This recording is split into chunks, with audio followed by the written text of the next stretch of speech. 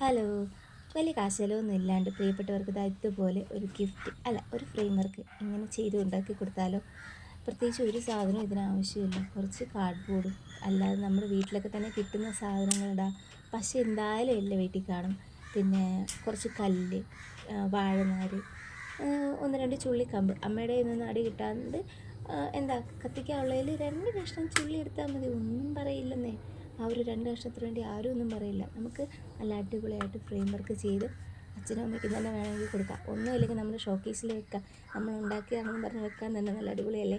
അപ്പോൾ അത് ചെയ്യാൻ വേണ്ടി പ്രത്യേകിച്ച് ഒന്നും വേണ്ട. പശ വേണം, 3-4 കല്ല് വേണം, 2-3 ചുള്ളിക്കമ്പ് വേണം. ഇതിനെ അങ്ങോട്ടും ഇങ്ങോട്ടുമൊക്കെ അങ്ങോട്ട് ഒട്ടിച്ച് കൊടുത്ത് ഒരു നല്ലൊരു ഷേപ്പാക്കി എടുക്കുക. ബോർഡറോട് വെച്ച് കൊടുത്ത് ഒരു ലവ് ഷേപ്പ് കട്ട് ചെയ്ത് അതും കൂടെ വെച്ച് അതിനൊരു റെഡ് പെയിൻറ്റും കൂടെ കൊടുത്ത് അതിനെ ഒട്ടിച്ചെടുത്ത് സെറ്റാക്കി കഴിഞ്ഞാൽ വേറെ ഒന്നും വേണ്ട. അടിപൊളിയാണ് കാണാനായിട്ട്.